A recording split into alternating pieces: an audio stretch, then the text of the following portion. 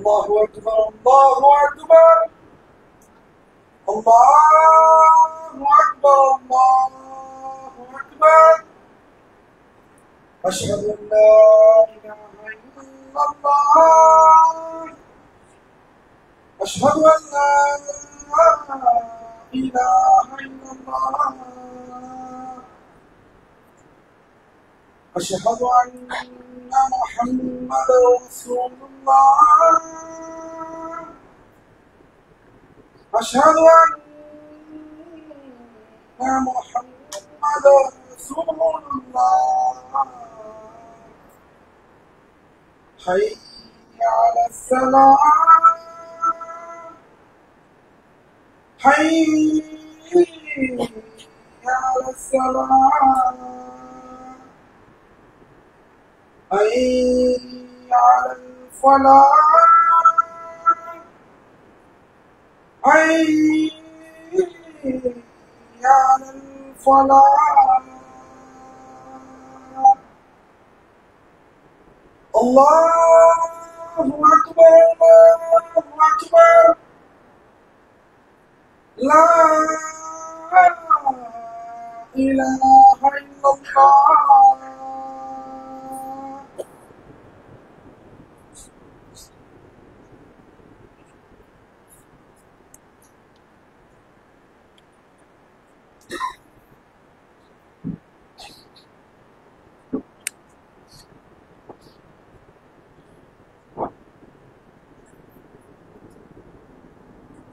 السلام عليكم ورحمة الله وبركاته.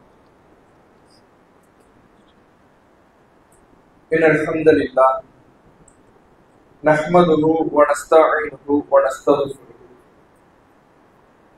ونعوذ بالله من شرور أنفسنا ومن سيئات أعمالنا من يهده الله فلا مضل له ومن يضلل فلا هادي له وأشهد أن لا إله إلا الله وحده لا شريك له وأشهد أن محمدا عبده ورسوله أما بعد إن أصدق الحديث كتاب الله وأحسن الهدي هدي محمد صلى الله عليه وسلم وشر الأمور محدثاتها وكل محدثة بدعة وكل بدعة ضلالة وكل ضلالة في النار.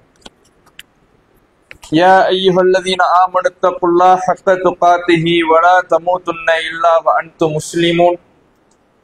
يا أيها الناس اتقوا ربكم الذي خلقكم من نفس واحدة وخلق منها زوجها وبث منهما رجالا كثيرا ونساء واتقوا الله الذي تساءلون به والأرحام إن الله كان عليكم رقيبا. رب اشرح لي صدري ويسر لي أمري واحلل عقدة من لساني يفقهوا قولي ربي زدني علما. கண்ணியம் நிறைந்த எல்லாம் வல்ல ஏக இறைவனின் நல்லடியார்களே, அல்லாஹுவின் அன்பும் அருளும் நம் உயிரினு மேலான நபிகள் நாயகம் ஸல்லல்லாஹு அலைஹி வஸல்லம் அவர்கள் மீதும் அவர்களது வாழ்க்கை வழிகாட்டுதல்களை தங்களால் இயன்றளவு பின்பற்றி வாழ்ந்து மரணித்த நபித்தோழர்கள் மீதும் நபித்தோழியர்கள் மீதும், குறிப்பாக ஜும்மா எனும் கடமையை நிறைவேற்றுவதற்காக இங்கு குழுமியிருக்கும் நம் அனைவர் மீதும் என்றென்றும் நின்று நிலவட்டுமாக. கண்ணியத்திற்குரிய எல்லாம் அல்ல அல்லாஹுவின் நல்லடியார்களே, அல்லாஹுவின் மாபெரும் அருளால் கொடிக்கால்பாளையம் பகுதியிலே புதிய பள்ளிவாசல் எழுப்பப்பட்டு அதனுடைய முதல் ஜும்மாவில் நாம் கலந்திருக்கின்றோம்.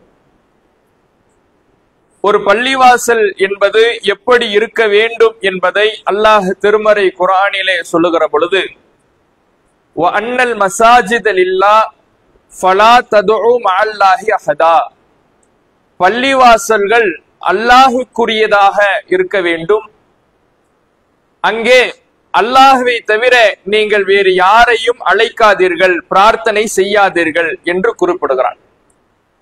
ஒரு பள்ளிவாசலினுடைய அடிப்படை தகுதியே அல்லாஹ் ஒருவன் மட்டுமே வணங்கப்பட வேண்டும் என்பதுதான். பள்ளிவாசலினுடைய முதல் அடிப்படை தகுதியாக இருக்கிறது என்பதை இறைவன் திருமறை குர்ஆனிலே சொல்லி காட்டுகிறான்.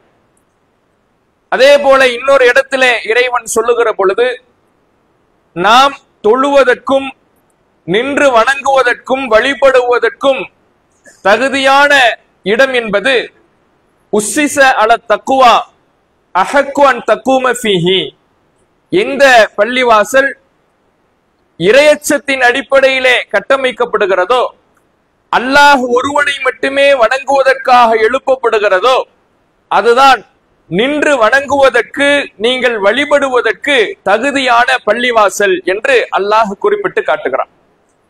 அப்படி இறைவனை வணங்குவதற்காக, நம்முடைய வழிபாடுகளை நிறைவேற்றுவதற்காக, தொழுவதற்காக இந்த பள்ளிவாசல் எழுப்பப்பட்டு இருக்கிறது.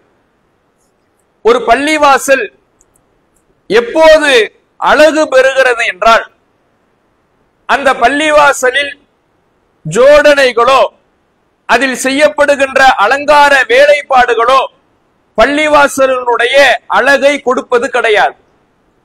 ஒரு பள்ளிவாசலினுடைய அழகு எதில் இருக்கிறது என்றால், இன்றைக்கு இந்த முதல் ஜும்மாவிலே எப்படி மக்களால் இந்த பள்ளிவாசல் நிரம்பி காணப்படுகிறதோ, அதுபோல ஒவ்வொரு வேளை தொழுகையிலேயும் ஒவ்வொரு செயல்பாட்டிலேயுமே மக்களினுடைய பங்களிப்பும் மக்களினுடைய வருகையும் இந்த பள்ளிவாசலில் நிரம்பி காணப்படுகின்ற பொழுதுதான் அந்த பள்ளிவாசல் அழகான பள்ளிவாசலாக, அலங்காரமிக்க பள்ளிவாசலாக, மக்களுடைய கண்களை கவரக்கூடிய பள்ளிவாசலாக அப்போதுதான் அந்த பள்ளிவாசல் இருக்கும். நபிகள் நாயகம் ஸல்லல்லாஹு அலைஹி வஸல்லம் அவர்கள் மதீனாவிற்கு வந்த உடனே மக்காவிலிருந்து ஏகத்துவ பிரச்சாரத்தை மக்கள் மத்தியிலே செய்த காரணத்தினால், தௌஹீது கொள்கையை போதித்த காரணத்தினால், அல்லாஹ் ஒருவனை மட்டுமே வணங்க வேண்டும், அவனுக்கு இணை வைத்து விடக் கூடாது, அவனுக்கு எந்த விதத்திலேயும் யாரையும் இணையாக துணையாக ஆக்கிவிடக் கூடாது, அல்லாஹ் ஒருவனிடமே மட்டுமே துஆ செய்ய வேண்டும் என்கின்ற கொள்கையை மக்கள் மத்தியிலே அவர்கள் பிரச்சாரம் செய்த பொழுது மக்காவிலே கடுமையான எதிர்ப்பு. ஏன்? மக்காவாசிகளுடைய கொள்கை என்னவாக இருந்தது என்றால், அவர்கள் அல்லாஹ்வை நம்பியிருந்தார்கள், அல்லாஹ்வை ஏற்றுக்கொண்டிருந்தார்கள், எங்களை படைத்தது அல்லாஹ் தான் என்று சொன்னார்கள், வானத்தை படைத்தது அல்லாஹ் தான் என்று சொன்னார்கள், பூமியை படைத்தது அல்லாஹ் தான் என்று சொன்னார்கள், உணவளிப்பது அல்லாஹ் தான் என்றார்கள், மழையை தருவது அல்லாஹ் தான் என்றார்கள், குழந்தையை தருவது அல்லாஹ் தான் என்றார்கள். இப்படி எல்லா விஷயங்களையும் மனிதனுக்கு அருள் கொடையாக வழங்குவது, அருள்வது, தருவது அல்லாஹ் தான் என்று மக்காவிலே வாழ்ந்த மக்கள் நம்பியிருந்தார்கள். அபூ ஜஹல் நம்பியிருந்தான், அபூ லஹப் நம்பியிருந்தான். ஆனால் இறைவனிடம் மட்டும் செய்ய வேண்டிய பிரார்த்தனை என்ற வணக்கத்தை அல்லாஹ்விடத்தில் மட்டும் செய்யாமல் அவர்கள் நல்லடியார்கள் என்கின்ற பெயரிலே வடிவமைத்து வைத்திருந்த சிலைகளிடத்திலே, அதுவும் யாருடைய சிலை? இப்ராஹிம் நபியுடைய சிலை இடத்தில், இஸ்மாயில் நபியுடைய சிலை இடத்தில் அவர்கள் துஆ செய்த காரணத்தினால் இது தவறான கொள்கை என்று மக்கள் மத்தியிலே பிரச்சாரம் செய்வதற்காக அல்லாஹ்வால் நபிகள் நாயகம் ஸல்லல்லாஹு அலைஹி வஸல்லம் அவர்கள் இறை தூதராக நியமிக்கப்பட்டு மக்காவிலே தன்னுடைய பிரச்சாரத்தை செய்கிறார்கள். நீங்கள் அல்லாஹ்விடத்தில் மட்டும்தான் துஆ செய்ய வேண்டும், அல்லாஹ்வை மட்டும்தான் வணங்க வேண்டும், வழிபட வேண்டும் என்று மக்கள் மத்தியிலே பிரச்சாரம் செய்றாங்க. இந்த பிரச்சாரத்தை பிடிக்காதவர்கள், இந்த பிரச்சாரத்தை அவர்கள் விரும்பாதவர்கள் ரசூலுல்லாஹ்வையும் அவர்களை நம்பிக்கை கொண்ட சஹாபாக்களையும் விரட்டுகிறார்கள், சொந்த நாட்டிலிருந்து அப்புறப்படுத்துகிறார்கள். அல்லாஹ்வுடைய தூதரவர்களும் சஹாபாக்களும் ஹிஜ்ரத் செய்து மதீனாவுக்கு வராங்க. இவ்வளவு எதிர்ப்புகளுக்கு மத்தியிலே, இவ்வளவு சிரமங்களுக்கு மத்தியிலே தன்னுடைய சொத்தை, தன்னுடைய ஊரை, தன்னுடைய நாட்டை, தன்னுடைய உடைமைகளை எல்லாவற்றையும் விட்டுவிட்டு மதீனாவிற்கு வந்த இந்த முஸ்லிம்கள், ரசூலுல்லாஹ், சஹாபாக்கள் முதல் வேலையாக அவர்கள் செய்த வேலை பள்ளிவாசலை எழுப்பியதுதான். ஒரு பள்ளிவாசல் ஒரு ஊரிலே எழுப்பப்படுகிறது என்றால் அது அந்த மக்களினுடைய வாழ்வில் இரண்டரை கலக்கக்கூடிய ஒரு விஷயமாக இருக்க வேண்டும். ஒரு பள்ளிவாசல் மக்களை வழிநடத்துகிற தலைமை பீடமாக இருக்க வேண்டும். ஒரு பள்ளிவாசல் மக்களுக்கான ஒரு அஸ்திவாரமாக, அடிப்படை தகுதி உள்ள இடமாக இருக்க வேண்டும் என்பதற்காக பள்ளிவாசலை அல்லாஹ்வுடைய தூதர் அவர்கள் உருவாக்குகிறார்கள். அந்த பள்ளிவாசலின் மூலமாகத்தான் எல்லா விதமான நன்மையான காரியங்களும் நடந்தது. பள்ளிவாசல் என்பது அல்லாஹ்வை வணங்குவதற்கான இடம்தான், தொழுவதற்கான இடம்தான். அங்கே மக்கள் தங்களுடைய வணக்க வழிபாடுகளை நிரப்பமாக செய்ய வேண்டும். மக்களால் அந்த பள்ளிவாசல் நிரம்பி காணப்பட வேண்டும். நபி ஸல்லல்லாஹு அலைஹி வஸல்லம் அவருடைய காலத்துல அந்த பள்ளிவாசல் அப்படித்தான் இருந்தது. ஒவ்வொரு வேளை தொழுகைக்கும் பள்ளிவாசல் நிரம்பி காணப்படும். ஆண்களும் தொழுகையிலே பங்களிப்பு செய்வார்கள், பெண்களும் தொழுகைகளிலே ஐவேளை தொழுகையிலேயுமே ரசூலுல்லாஹ்வுடைய காலத்திலே பெண்கள் வந்து ஆஜராக இருக்கிறார்கள். இப்படி பள்ளிவாசலே நிரம்பி காணப்படுகின்ற வகையிலே ரசூலுல்லாஹ்வுடைய காலத்து பள்ளிவாசல் இருந்தது. ஆனா அதற்காக மட்டும் பள்ளிவாசல் இல்லை. பள்ளிவாசலால் அந்த ரசூலுல்லாஹ்வுடைய மஸ்ஜித் நபவியினால் மக்கள் பணிகள் ஏராளமாக நடந்தது. மக்களை நேர்வழிப்படுத்துகின்ற அஸ்திவாரமாக பள்ளிவாசல் இருந்தது. மக்களுக்கு மார்க்கத்தை எடுத்து சொல்லுகின்ற ஒரு மையமாக பள்ளிவாசல் இருந்தது. மக்களுக்கான சமுதாய ரீதியான பிரச்சனைகளை தீர்த்து வைக்கக்கூடிய இடமாக பள்ளிவாசல் இருந்தது. சமுதாய ரீதியான மக்களுக்கு உதவுகின்ற ஒரு தளமாக பள்ளிவாசல் இருந்தது. அப்படியான ஒரு பள்ளிவாசலாக இந்த பள்ளிவாசல் அமைய வேண்டும். என்ன நபிகள் நாயகம் ஸல்லல்லாஹு அலைஹி வஸல்லம் அவர்களுடைய பள்ளிவாசலை பற்றி இறைவன் சொல்லுகிற பொழுது அது ஆரம்ப நாள் முதல் இறையச்சத்தின் அடிப்படையிலே கட்டமைக்கப்பட்ட பள்ளிவாசல் என்று இறைவன் சொல்லுகிறார். நம்முடைய பள்ளிவாசலும் அப்படியான ஒரு தகுதியை, அப்படியான ஒரு அந்தஸ்தை பெற வேண்டும் என்றால், அந்த ஒரு தன்மைக்கு நம்முடைய பள்ளிவாசலும் இருக்க வேண்டும் என்றால், ரசூலுல்லாஹ்வுடைய அந்த மஸ்ஜித் நபவியிலே கிடைக்கக்கூடிய நன்மைகள் என்பது, அந்தஸ்து என்பது தனி. ஆனால் ரசூலுல்லாஹ்வுடைய பள்ளிவாசலில் என்னென்ன பணிகள் நடந்தது, எவ்வளவு பெரிய மக்களை வழிநடத்துகின்ற மையமாக செயல்பட்டது, அது போன்ற ஒரு மையமாக, அது போன்ற ஒரு தளமாக நம்முடைய பள்ளிவாசலும் அமைய வேண்டும் என்றால், நம்முடைய பள்ளிவாசல் மக்கள் செயலாற்றுகின்ற இடமாக மாற வேண்டும். எப்போது மாறும்? எல்லோருடைய ஒத்துழைப்பும் இருந்தால்தான் மாறும். ஒரு 4 பேர் பார்த்துப்பாங்க, 5 பேர் பார்த்துப்பாங்க, நாம பள்ளியிலே ஜும்மாவிற்கு நம்முடைய இந்த பள்ளிவாசலை நிரப்பி விடுவதுதான் நம்முடைய பொறுப்பு. ஆனால் மற்ற வேலைகளை எல்லாம் 4-5 பேர் இருந்து பார்த்துக் கொள்வார்கள் என்று இருந்து விட்டோம் என்றால், பள்ளிவாசலின் மூலம் நடைபெறக்கூடிய பணிகள், ஒரு ஊர் மக்களை வென்றெடுக்கக்கூடிய பணிகள், ஒரு ஊர் மக்களை நல்வழிப்படுத்தக்கூடிய பணிகள், இளைஞர்களை உருவாக்கக்கூடிய பணிகள் என்பது நடைபெறாமல் தடைபட்டு விடும். ஏன்னா ஒரு பள்ளிவாசல் எப்படி இருக்கணும்னா, நபி ஸல்லல்லாஹு அலைஹி வஸல்லம் அவர்களுடைய அந்த மஸ்ஜித் நபவி பள்ளிவாசல் அடுத்த தலைமுறைகளை ஒவ்வொரு காலத்திலையும் உருவாக்கி கொண்டே இருந்தது. நபி ஸல்லல்லாஹு அலைஹி வஸல்லம் அவர்களுடைய பள்ளிவாசல்ல எப்போதும் இளைஞர்கள் பட்டாளம் இருந்து கொண்டே இருப்பார்கள். அப்துல்லா இப்னு உமர் ரலியல்லாஹு அவர்கள், அப்துல்லா இப்னு அப்பாஸ் ரலியல்லாஹு அவர்கள், ஸைத் இப்னு சாபித் ரலியல்லாஹு அவர்கள், ரபியா பின் காப் ரலியல்லாஹு அவர்கள், அபூ ஹுரைரா ரலியல்லாஹு அவர்கள், இப்படியான சஹாபாக்களான இளைஞர்கள் பள்ளிவாசல்களை எப்போதும் அலங்கரித்துக் கொண்டே இருப்பார்கள். அவர்களுடைய பங்களிப்பு இந்த பள்ளிவாசலிலே இருந்து கொண்டே இருக்கும். மார்க்கத்தை தேடுவதற்காக பள்ளிவாசலிலே அவர்கள் அமர்ந்திருப்பார்கள். இறைவனை வணங்குவதற்காக பள்ளிவாசலிலே அவர்கள் தங்கியிருப்பார்கள். இப்படி அவர்களுடைய நிலையெல்லாம், அவர்களுடைய இருப்பெல்லாம் பள்ளிவாசல்களின் மையம் கொண்டதாக இருக்கும். அப்படியான இளைஞர்களை உருவாக்கக்கூடிய பொறுப்பு இன்றைக்கு இந்த ஜும்மாவிலே பங்கெடுத்திருக்கிற நம்ம ஒவ்வொருவரின் மீதும் இருக்கிறது. ஏன்னா அடுத்த தலைமுறையை நாம் உருவாக்கினால்தான் இந்த பள்ளிவாசல் காலம் முழுவதும் நின்று பேசக்கூடியதாக இருக்கும். இந்த பள்ளிவாசல்ல பணிகள் ஒவ்வொரு காலத்திலையும் இருந்து கொண்டே இருக்கும். இன்றைக்கு நாம் இருக்கிறோம், செய்து விடுவோம், பணிகள் செய்து விடுவோம். இந்த பள்ளிவாசலுக்கு என்னென்ன தேவை, என்னென்ன நிர்வாகம் செய்து விடுவோம். அடுத்த தலைமுறைக்கு இந்த பள்ளிவாசலுடைய நன்மைகளை கொண்டு போய் சேர்ப்பதற்கு யார் இருக்கிறார்? அந்த வேலைகளை செய்வதற்கு ஆட்களை, நபர்களை நாம் உருவாக்கி விட்டோமா? இந்த கேள்வி நம்முடைய வாழ்க்கையில நம்ம ஒவ்வொருவரும் கேட்டுக்கொள்ள வேண்டிய கேள்வி. ஏன்னா ரசூலுல்லாஹி ஸல்லல்லாஹு அலைஹி வஸல்லம் ஒரு இளம் தலைமுறையை பற்றி பேசுகிறார்கள். அந்த இளம் தலைமுறை எப்படி உருவாகும் என்றால், அதாவது இஸ்லாம் என்பது வினோதமா, அதாவது ஆடையில, துணியில சாயம் மங்குவதை போல இஸ்லாம் மங்க துவங்கும். எதுருசுல் இஸ்லாமு கமா எதுருசு வஷியுசு, சட்டையில, டிரெஸ்ல இருக்கக்கூடிய சாயம் வெளுப்பதை போல, மங்குவதை போல ஒரு காலம் வரும். அந்த காலத்துல இஸ்லாம் மங்க துவங்கும். சஹாபாக்கள் கேட்கிறாங்க, அல்லாஹ்வுடைய தூதரே, இஸ்லாம் மங்குறதுனா என்ன? மக்கள்லாம் இருக்க மாட்டாங்களா? முஸ்லிம்கள் இல்லாம போயிடுவாங்களா? முஸ்லிம்களே இல்லாத ஒரு நேரம், காலம் வந்து விடுமா? ரசூலுல்லாஹ்ட்ட சஹாபாக்கள் கேட்கிறாங்க. இல்ல, முஸ்லிம்கள் கூட்டம் கூட்டமாக இருப்பார்கள். முஸ்லிம்கள் எல்லாமே இருப்பார்கள். ஆனால் அந்த முஸ்லிம்களிடத்துல, அந்த தலைமுறை இடத்துல தொழுகை என்றால் என்னவென்று தெரியாது, நோன்பு என்றால் என்னவென்று தெரியாது, தர்மம் என்றால் என்னவென்று தெரியாது, மார்க்கத்தினுடைய வழிபாடுகள் என்றால் என்னவென்று தெரியாது. இப்படி இஸ்லாத்தினுடைய சட்டதிட்டங்களும் இஸ்லாத்தினுடைய அடிப்படை கொள்கையும் தெரியாத ஒரு கூட்டம் உருவாகும். அவங்க எல்லாம் முஸ்லிம்களாகத்தான் இருப்பார்கள். அவர்களுடைய பெயர் அப்துல்லாவாக இருக்கும், முகம்மதாக இருக்கும், இப்ராஹிமாக இருக்கும். எல்லோருமே அரபு மொழியிலே பெயர்களை சூட்டிக் கொண்டு முஸ்லிம்களாகத்தான் இருப்பார்கள்.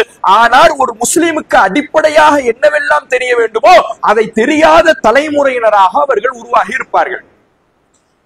ஏன் அப்படி உருவாகி இருப்பார்கள் தெரியுமா? அவர்களிடத்துல கேட்டால் ஏன் இப்படி அவர்கள் இருக்கிறார்கள் என்று பார்த்தால் அவர்கள் சொல்வார்களாம், அதரக்குனா ஆபாஅனா அலா கலிமத்தி லா இலாஹ இல்லல்லாஹ் ஃபனஹ்னு நகுலுஹா. எங்களுக்கு இஸ்லாத்தை பற்றி ஒண்ணும் தெரியாது, இஸ்லாத்துல என்னென்ன சட்டதிட்டம் இருக்குது எங்களுக்கு தெரியாது. ஏதோ எங்களுடைய முன்னோர்கள், எங்களை பெற்றவர்கள் லா இலாஹ இல்லல்லாஹ்னு கலிமா சொல்லி முஸ்லிமா இருந்தாங்க. அதனால அவர்களுக்கு பிறந்த நாங்களும் முஸ்லிமாக இருக்கிறோம். இவ்வளவுதான் அவங்களுக்கு இஸ்லாத்துக்கு உண்டான தொடர்பு இருக்குமா? எங்க அம்மா அப்பா முஸ்லிமா இருந்ததுனால நான் முஸ்லிமா இருக்கிறேன்.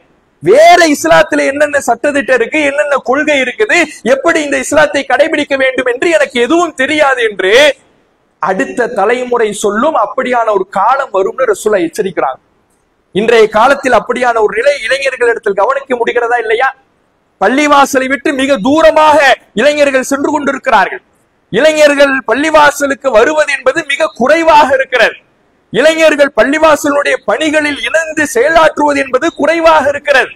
அப்ப பள்ளிவாசல்களிலே இளைஞர்களுடைய பங்களிப்பு இருக்க வேண்டும் என்றால் அந்த இளைஞர்களை இந்த பள்ளிவாசலில் எப்போது நாம் கொண்டு வந்து சேர்த்து இளைஞர்களால் இந்த பள்ளிவாசலை நிரப்புகிறோமோ அப்போது இந்த பள்ளிவாசல் அழகு பெறும்.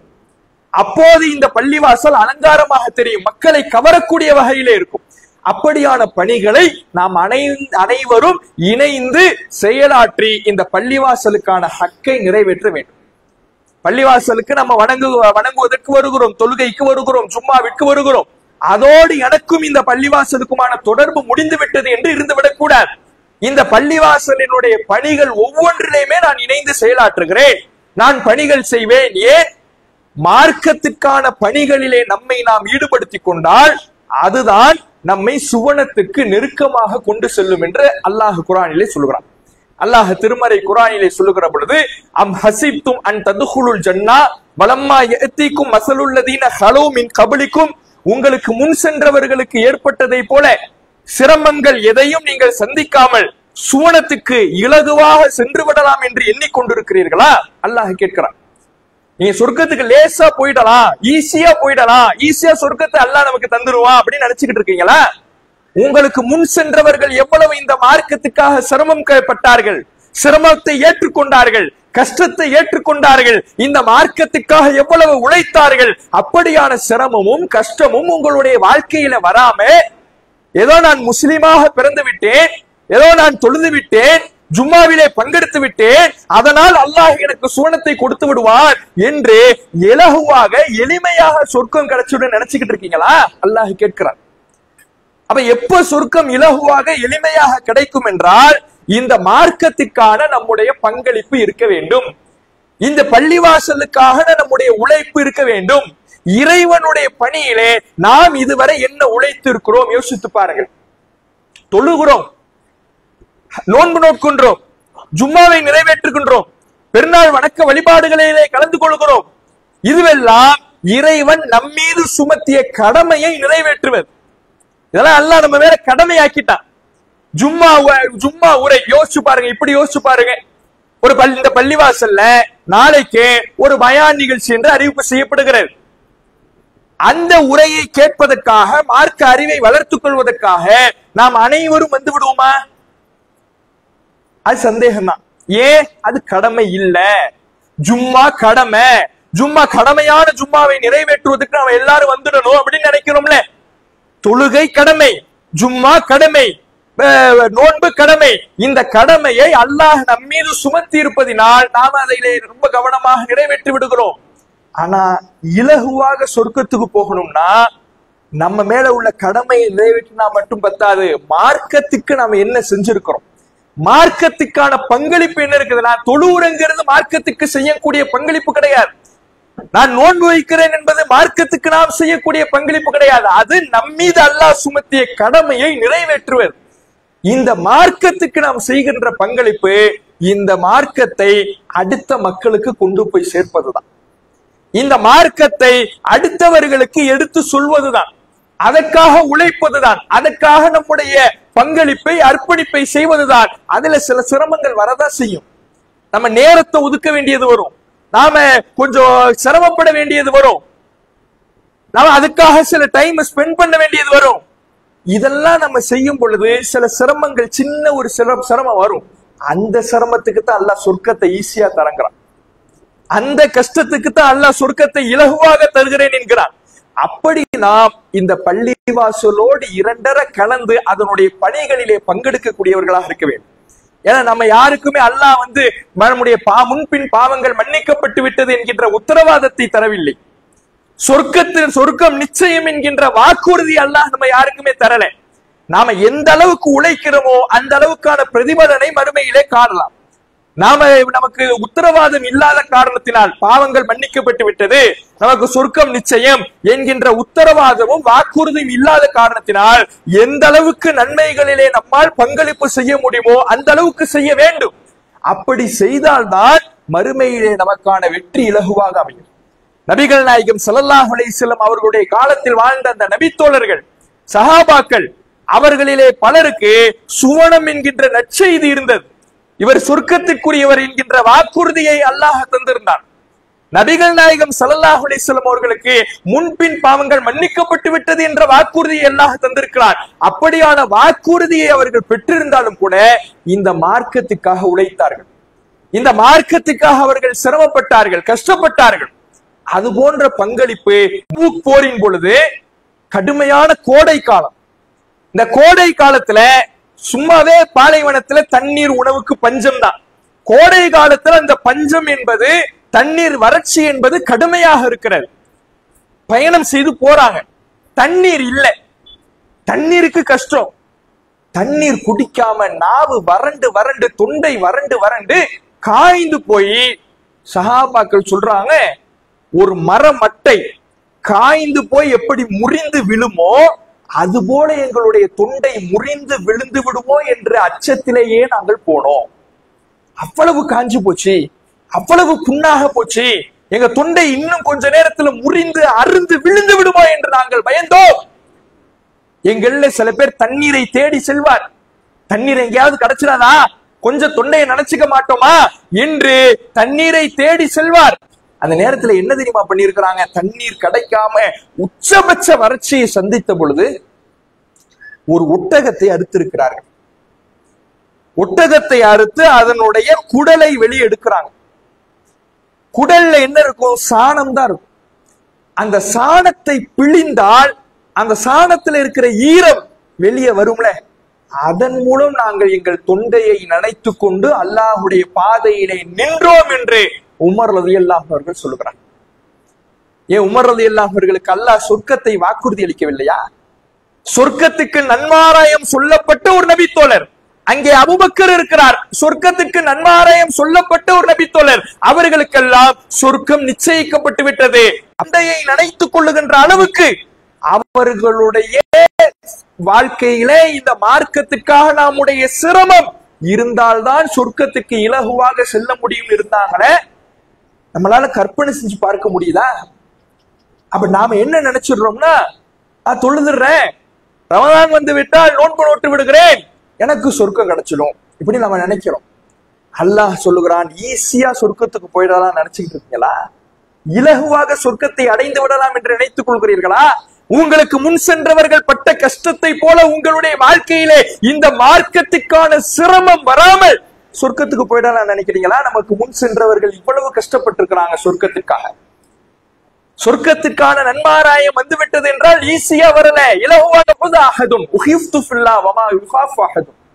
நான் அல்லாஹ்வுடைய பாதையிலே எதிரிகளால் தொல்லைக்கு உள்ளாக்கப்பட்டிருக்கிறேன், துன்பத்திற்கு உள்ளாக்கப்பட்டிருக்கிறேன், எதிரிகளால் அச்சுறுத்தப்பட்டிருக்கிறேன், என் அளவுக்கு சிரமப்பட்டது யாருமே கிடையாது. ரசூலுல்லாஹ் சொல்றாங்க, சொர்க்கத்துக்கு நம்மை அழைத்து செல்லக்கூடிய அல்லாஹ்வுடைய தூதர், முன்பின் பாவங்கள் மன்னிக்கப்பட்ட நபி ஸல்லல்லாஹு அலைஹி வஸல்லம் அவர்கள் சொல்லுகிறார்கள், என் அளவுக்கு யாரும் சிரமப்பட்டிருக்க முடியாது.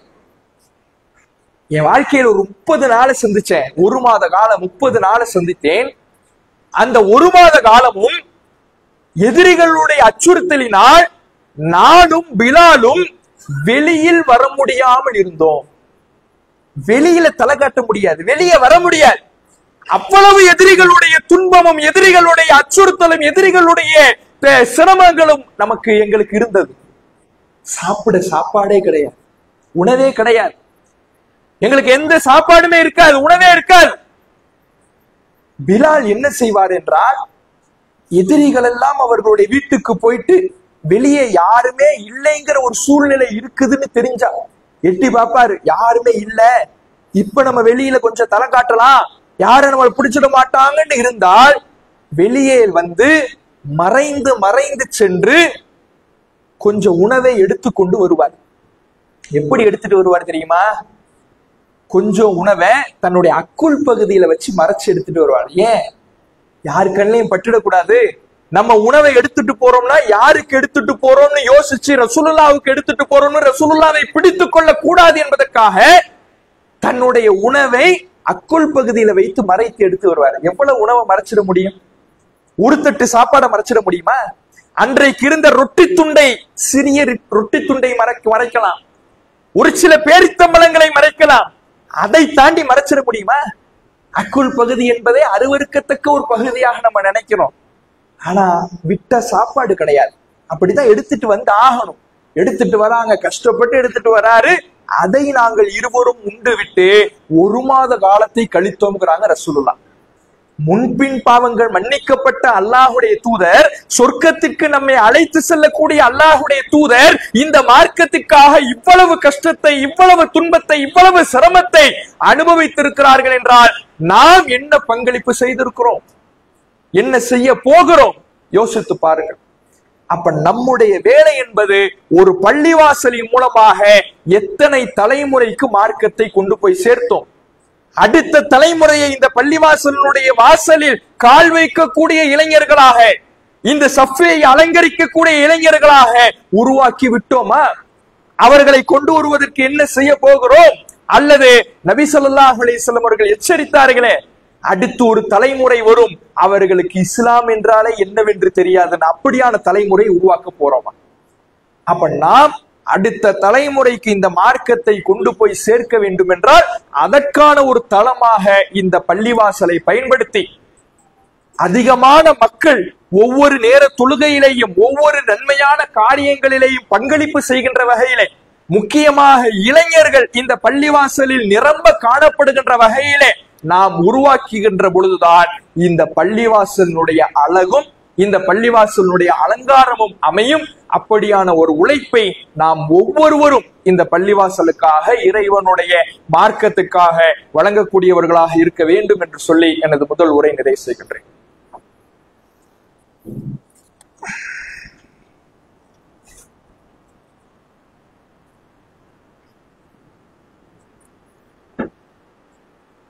அஸ்ஸலாமு அலைக்கும் வரஹ்மத்துல்லாஹி வபரகாத்துஹு. இன்னல் ஹம்தலில்லாஹ் நஹ்மதுஹு வ நஸ்தஈனுஹு வ நஸ்தக்ஃபிருஹு வ நஊது பில்லாஹி மின் ஷுரூரி அன்ஃபுஸினா வ மின் ஸய்யிஆத்தி அஅமாலினா. மை யஹ்திஹில்லாஹு ஃபலா முضில்ல லஹு வ மை யுضلل ஃபலா ஹாதிய லஹு. வ அஷ்ஹது அன் லா இலாஹா இல்லல்லாஹு வஹ்தஹு லா ஷரீக லஹு வ அஷ்ஹது அன்ன முஹம்மதன் அப்துஹு வ ரசூலுஹு. அம்மா பஅத். கண்ணியத்துக்குரிய எல்லாம் வல்ல அல்லாஹ்வின் நல்லடியார்களே, ஒரு பள்ளிவாசல் என்பது அதிகமான பணிகள் நடைபெறக்கூடிய இடமாக இருக்க வேண்டும், அடுத்த தலைமுறைகளை உருவாக்கக்கூடிய இடமாக இருக்க வேண்டும். அதற்கான ஒத்துழைப்பையும் பங்களிப்பையும் ஒவ்வொருவரும் செய்ய வேண்டும் என்கின்ற தகவல்களை எல்லாம் சென்ற உரையிலே நாம் பார்த்தோம். அதே போல ஒரு பள்ளிவாசல் என்பது நன்மைகளுடைய ஊற்றாக இருக்கிறது. அவ்வளவு நன்மைகளை அள்ளித்தரக்கூடிய இடமாக பள்ளிவாசல் என்பது இருக்கிறது. ஒருவர் இந்த பள்ளிவாசலுக்காக நடந்து வருகிறார் என்றால் அவர் எடுத்து வைக்கக்கூடிய ஒவ்வொரு எட்டுக்கும் ஒரு நன்மை அவருக்கு எழுதப்படுகிறது. ஒவ்வொரு அடிக்கும் ஒரு பாவங்கள் மன்னிக்கப்படுகிறது என்று நபி ஸல்லல்லாஹு அலைஹி வஸல்லம் அவர்கள் சொல்கிறார்கள். அதே போல இந்த பள்ளிவாசலிலே தொழுகையை எதிர்பார்த்து ஒருவர் அமர்ந்திருக்கின்ற நேரம் எல்லாம் அவர் தொழுகையிலேயே இருக்கிறார் என்று அல்லாஹுடைய தூதரவர்கள் சொல்லி காட்டுறாங்க. இப்படி ஏராளமான நன்மைகளை மக்களுக்கு வாரி வழங்கக்கூடிய இடமாக இருக்கிற இந்த பள்ளிவாசலுக்கு உதவுகிற பொழுது அந்த நன்மையும் உதவியவர்களுக்கு கிடைக்கும் என்று நாம பார்க்கலாம். அல்லாஹுடைய தூதரவர்கள் சொல்றாங்க, மன் ராஹ அவ் கதா இலல் மஸ்ஜித், யார் காலையிலேயும் மாலையிலேயும் பள்ளிவாசலுக்கு செல்லுகிறாரோ அவர் ஒவ்வொரு முறை செல்லும் பொழுதெல்லாம் அவருக்காக அல்லாஹ் சொர்க்கத்திலே ஒரு மாளிகையை தயார் செய்கிறான் என்று ரசூலுல்லாஹ் சொல்றாங்க. நம்ம பள்ளிவாசலுக்கு வருகின்ற நேரம் எல்லாம் நமக்கான சொர்க்கத்து மாளிகையை அல்லாஹ் மறுமையிலே தயார் செய்வதாக அல்லாஹுடைய தூதர் அவர்கள் சொல்றாங்க. அதே போல இந்த பள்ளிவாசலை யார் கட்டுகிறாரோ அவருக்கு சொர்க்கத்திலே அல்லாஹ் ஒரு மாளிகையை எழுப்புகிறான் என்றும் சொல்றாங்க. இப்ப இவ்வளவு அதிகமான நன்மைகளை நமக்கு வாரி வழங்கக்கூடிய ஒரு தலமாக இருக்கிற இந்த பள்ளிவாசலுக்கு நாம அதிகமான பங்களிப்பை செய்ய வேண்டும். நாம நம்முடைய நன்மைகளை அதிகப்படுத்தி கொள்வதற்கும் இந்த பள்ளிவாசலோடு கூடிய நம்முடைய தொடர்பை மேம்படுத்தி கொள்ள வேண்டும். ஏன்னா அல்லாஹுடைய தூதர் அவர்கள் நாளை மறுமையில அர்ஷனுடைய நிழலை பெறக்கூடியவர்களுடைய பட்டியலை பற்றி சொல்லுகிற பொழுது நாளை மறுமையிலே சொர்க்க மனிதர்கள் எல்லாம் ஒரு இடத்திலே ஒன்று குழுமப்பட்டிருக்கின்ற பொழுது அந்த நேரத்தில் சூரியன் தலைக்கு அருகாமையிலே கொண்டு வந்து நிறுத்தப்படும். ஒவ்வொரு மனிதனும் தன்னுடைய பாவத்துக்கேற்ப வியர்வையிலே மூழ்கி கொண்டிருப்பான். சில பேருக்கு கணுக்கால் வரை வியர்வை இருக்கும், சில பேருக்கு இடுப்பு வரை இருக்கும், சில பேருக்கு நெஞ்சு வரை இருக்கும், சில பேர் அந்த வியர்வையிலே மூழ்கி தத்தளித்துக் கொண்டிருப்பார்கள். அவ்வளவு சிரமமாக அன்றைக்கு மறுமை நாள்ல மக்கள் எல்லாம் நின்று கொண்டிருக்கின்ற பொழுது ஒரு 7 சாராருக்கு மாத்திரம் அல்லாஹ் ரப்பல் ஆலமீன் தன்னுடைய நிழலை அர்ஷனுடைய நிழலை தருவதாக வாக்களிக்கிறான். அதுல ஒரு சாரார் யாருன்னா, யாருடைய உள்ளம் பள்ளிவாசலோடு தொடர்பிலேயே இருக்கிறதோ. இப்போ பள்ளிவாசலுக்கு தொழுகைக்கு வராரு, வந்துவிட்டு அவர் வெளியேறி விட்டாலும் கூட மீண்டும் எப்போது நாம பள்ளிவாசலுக்கு போவோம் என்று எந்நேரமும் பள்ளிவாசல் பற்றிய சிந்தனையோடு பள்ளிவாசல் பற்றிய தொடர்போடு தன்னுடைய உள்ளத்தை யார் அமைத்துக் கொள்ளுகிறாரோ அத்தகைய மனிதருக்கு அல்லாஹ் அந்த அர்ஷனுடைய நிழலை வாக்களிப்பதாக நபி ஸல்லல்லாஹு அலைஹி வஸல்லம் அவர்கள் சொல்லுகிறார்கள்.